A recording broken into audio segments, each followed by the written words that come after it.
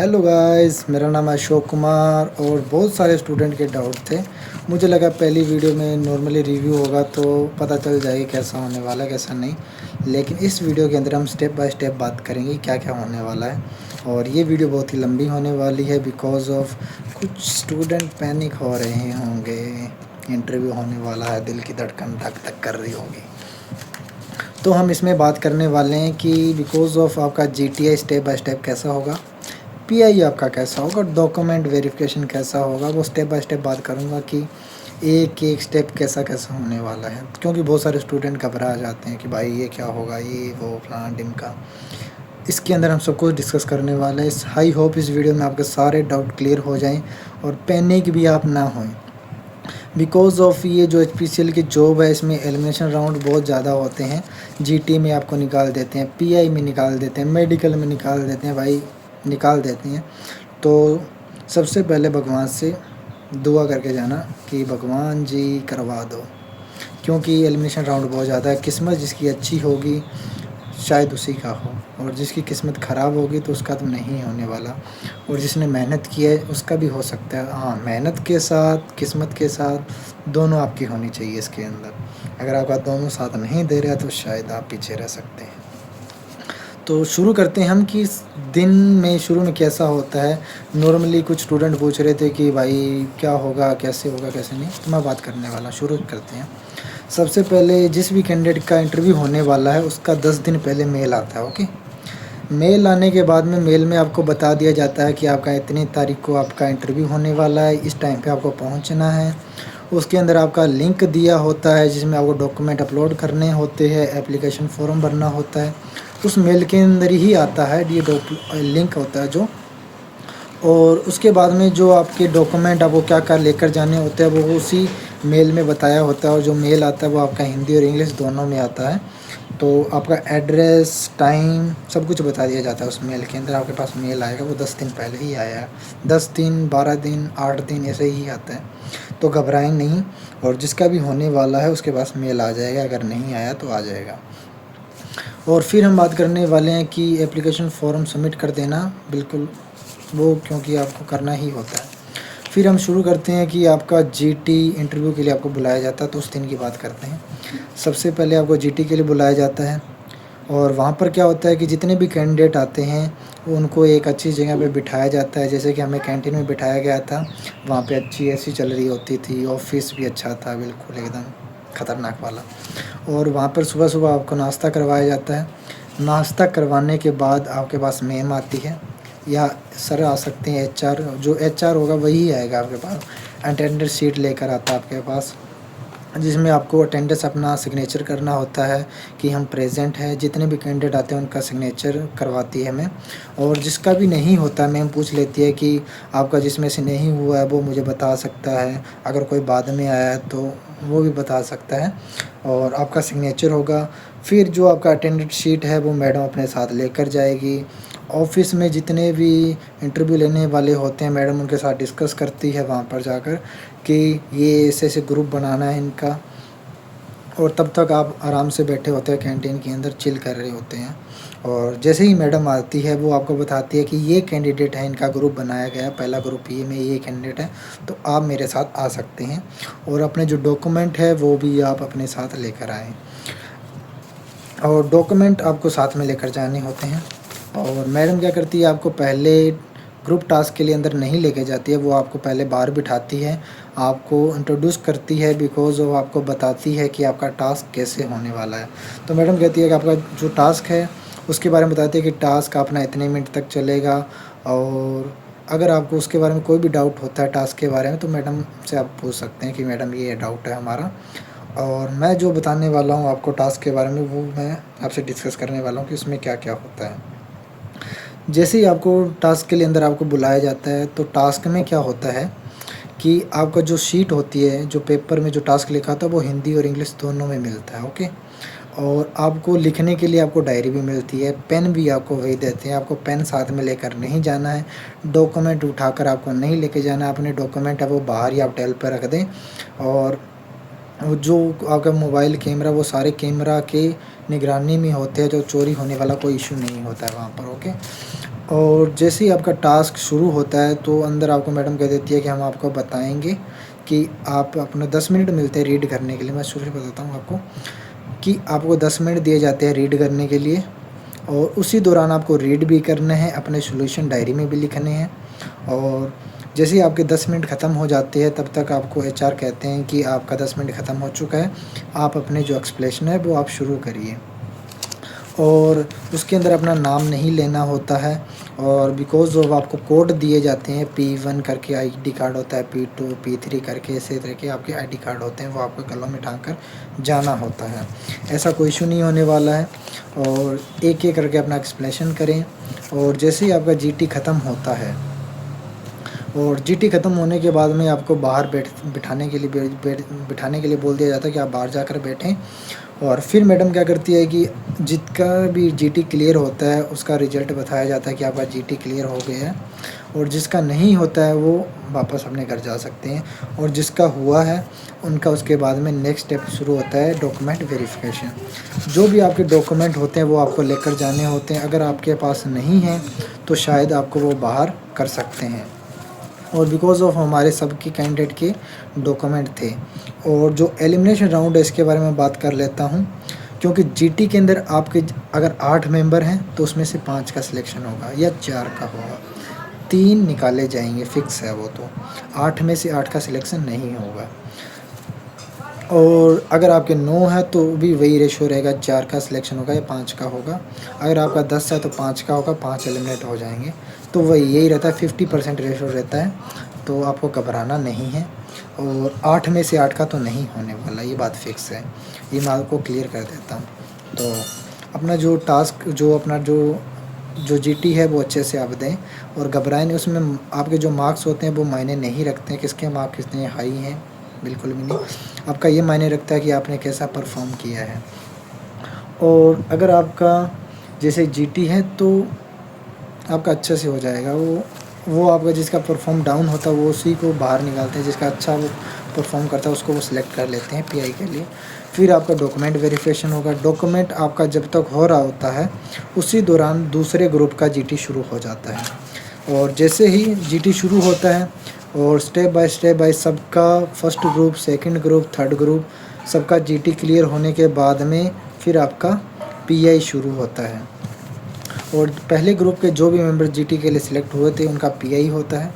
और जो पीआई शुरू होता है वो एक कैंडिडेट के लिए 20-30 मिनट तक चलता है।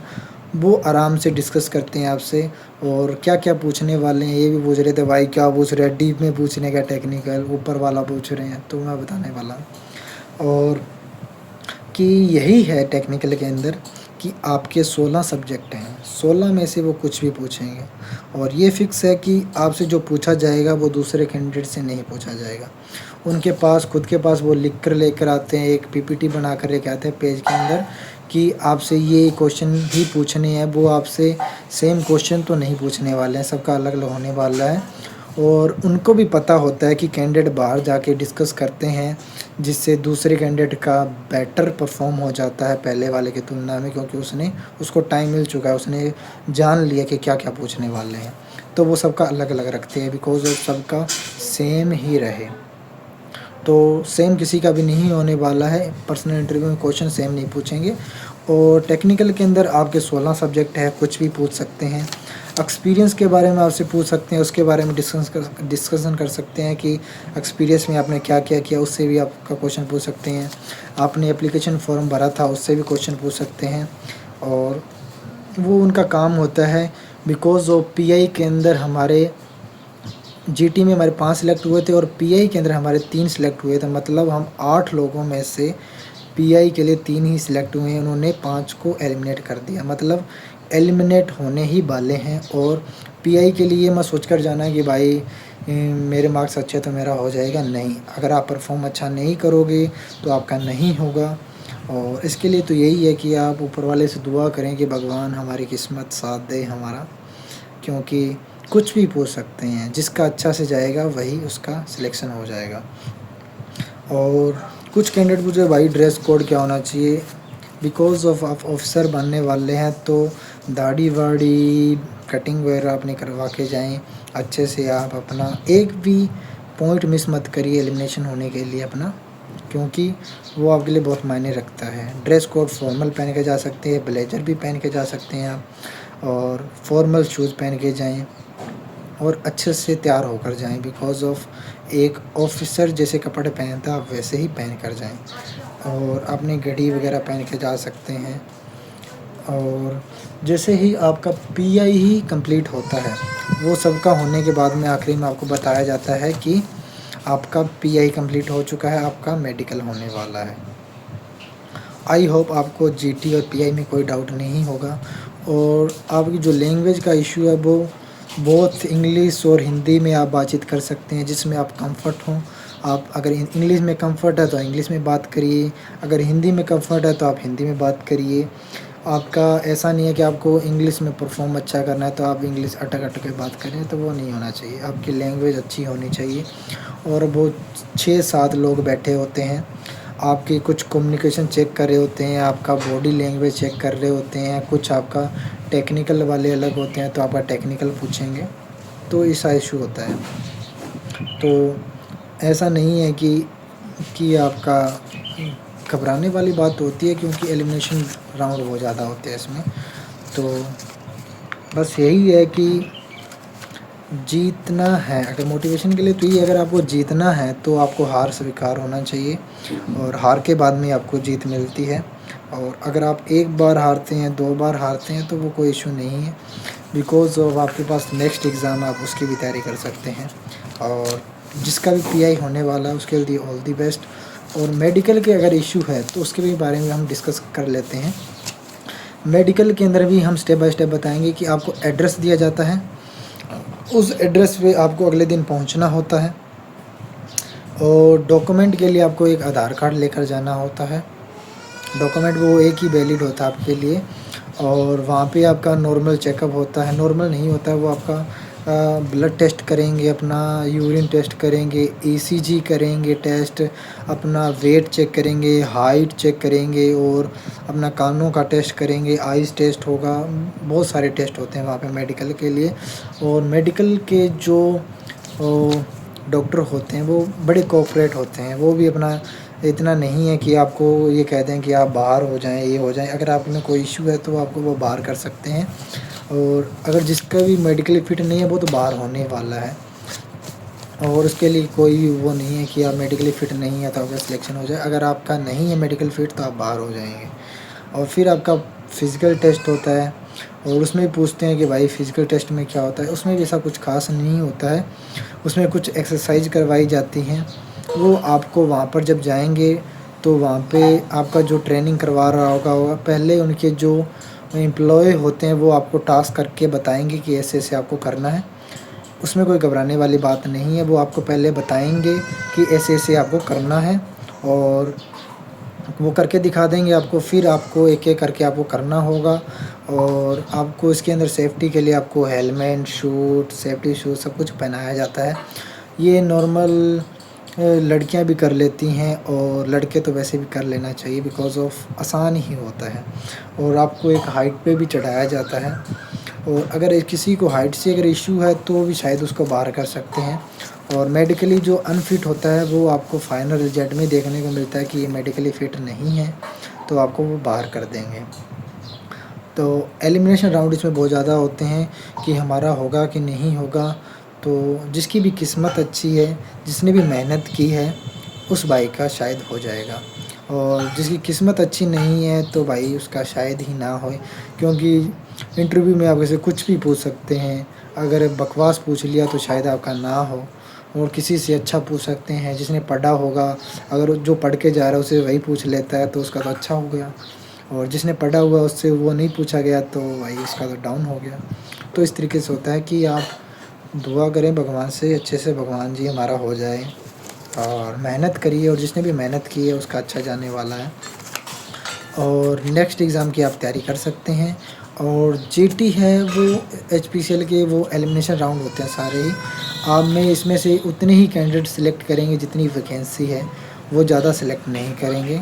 और स्टेप में क्या होता है कि पहले हमारे 8 कैंडिडेट थे जीटी में, हमारे 3 को एलिमिनेट कर दिया, फिर पीआई के अंदर हमारे 2 को और एलिमिनेट कर दिया, फाइनल में हम 3 सिलेक्ट हुए थे 8 में से, तो मतलब 5 हमारे एलिमिनेट हो चुके थे। उन्होंने भी अच्छा परफॉर्म किया था, ऐसा नहीं किया, लेकिन हमने कुछ बेटर किया होगा इसलिए हमारा सिलेक्शन हो गया, और उन्होंने कुछ बेटर नहीं किया होगा तो उनका नहीं हुआ है। तो मायने ये रखता है कि जिसने ज़्यादा बेटर किया उसका सिलेक्शन हो जाता है, और जिसने बेटर नहीं किया उसका नहीं होगा। तो घबराने से आपका क्या होगा कि आपका बॉडी लैंग्वेज से आप बाहर हो सकते हैं, तो पैनिक नहीं होना है और अच्छे से आप देकर जाएं। और आई होप आपका अच्छा हो, और अगर आपको वीडियो अच्छी लगी है तो वीडियो कर देना लाइक। अगर फिर भी आपका कोई डाउट रह जाता है तो मुझे कमेंट में बता देना, मैं उसके लिए आपको एक वीडियो बना दूंगा फिर से, क्योंकि जीटी के लिए बहुत सारे कैंडिडेट होते हैं, अलग अलग ब्रांच के। इशू आता है, पहली बार होता है, इशू आएगा ही आएगा।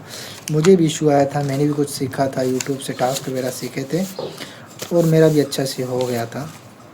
और जिस भाई ने भी पूरा महीना मेहनत की है तो उसे तो घबराना नहीं चाहिए, क्योंकि पूरे मेहनत की, तो पूरे महीने की जो मेहनत होती है वो बेकार हो जाएगी अगर आप घबरा रहे हैं तो। और जिसने भी 2-4 दिन मेहनत की है तो भाई उसके लिए तो कुछ स्पेशल टास्क नहीं है कि आपका सिलेक्शन हो जाएगा। जिसने भी मेहनत की है, जिसने अपना 100% दिया है उसका हो जाएगा, और जिसने अपना 100% नहीं दिया है दिल से, जिसने टाइम पास किया है, शायद उसका ना हो। और आपका जो बॉडी लैंग्वेज है, आपका कम्युनिकेशन है, सब कुछ देखा जाता है। जो एक ऑफिसर लाइक क्वालिटी होती है वो सारी देखी जाती है उसके अंदर। और ऑल दी बेस्ट। और घबराना तो बिल्कुल नहीं चाहिए, क्योंकि घबराहट तो होती है भाई, सबको होती है, ऐसा कुछ नहीं है किसी को नहीं होती है।